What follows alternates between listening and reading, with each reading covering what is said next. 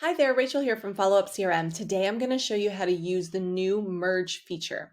This allows you to merge two companies into one so that you can eliminate any double entries that might exist in the companies section of your system.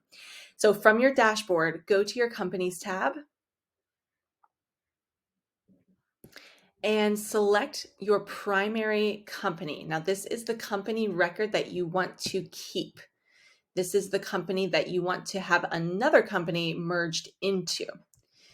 Find the merge button here and select the secondary company.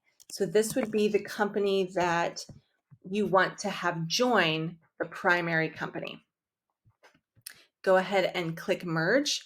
Note that all timeline activity for both companies will be pushed and merged into the new company record.